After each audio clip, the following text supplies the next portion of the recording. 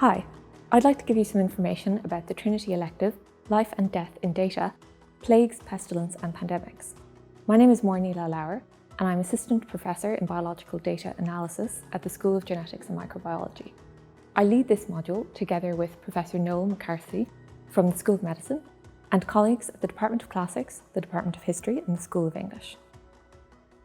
Infectious diseases with pandemic potential have emerged regularly throughout history. From the Black Death to COVID-19, pandemic outbreaks have wiped out entire populations, influenced the outcomes of wars, while also driving rapid advances in innovation in science. But how can we make sense of these events?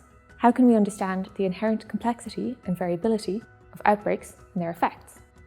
In this module, we bring together multidisciplinary perspectives to answer these questions. We will look at how COVID-19 echoes earlier pandemics in human history.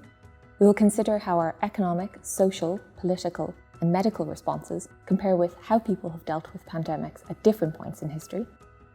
And we will ask what we can learn from this historical perspective in addressing global public health crises today. Teaching will be enriched by visits to the Old Anatomy Museum and study of relevant artifacts and specimens from the historical medical collection at the School of Medicine.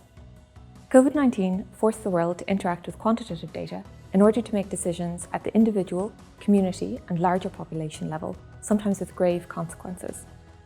Through this module, we'll develop an understanding of the key metrics driving this decision-making. We will also work to develop our probabilistic reasoning and our ability to communicate risk, and learn how to identify mistruth and misinformation in data. You'll find further information about the module content and assessment on the website. Join us in exploring the science and history of pandemic disease.